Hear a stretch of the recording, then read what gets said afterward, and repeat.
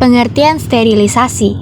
Sterilisasi adalah proses destruksi atau mematikan mikroorganisme. Sterilisasi merupakan proses pemanasan, yaitu produk pangan diberi suhu dan lama proses pemanasan yang cukup untuk menghasilkan produk yang steril secara komersial. Oleh karena itu, proses sterilisasi untuk produk pangan sering disebut sterilisasi komersial. Sterilisasi dapat dilakukan dengan 3 cara, yaitu secara mekanik, fisik, dan kimiawi. Sterilisasi secara mekanik atau filtrasi menggunakan saringan yang berukuran sangat kecil, yaitu 0,22 mikron atau 0,45 mikrob, sehingga mikroba tertahan pada saringan tersebut. Proses ini ditujukan untuk sterilisasi bahan yang peka terhadap panas, misalnya pada larutan enzim dan juga antibiotik. Lanjut, sterilisasi secara fisik dapat dilakukan dengan pemanasan dan penyinaran.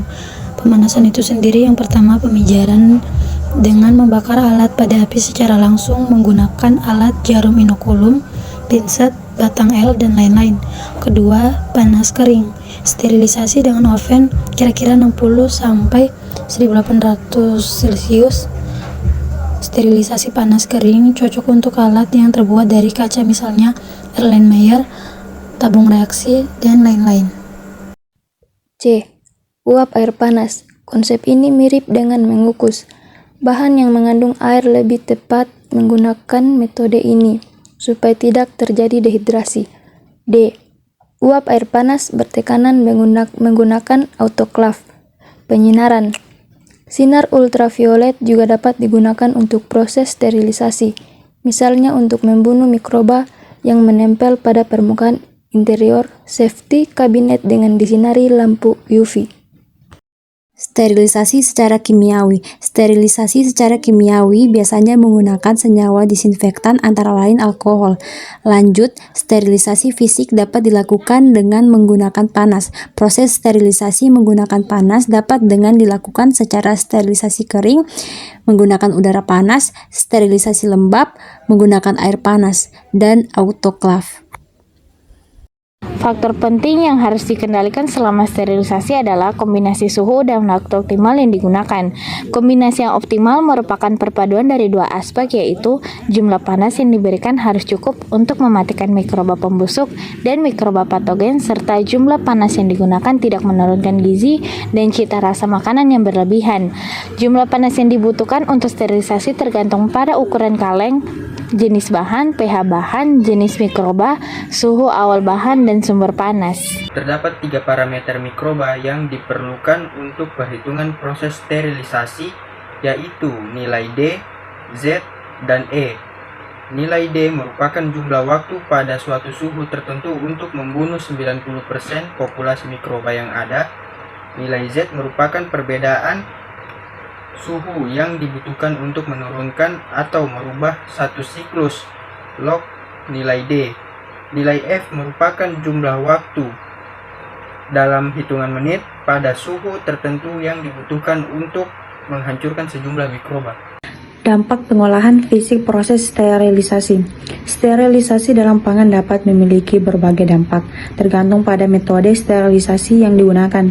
Beberapa dampak sterilisasi dalam pangan yang dapat ditemui meliputi 1. Perubahan fisik dan kualitas.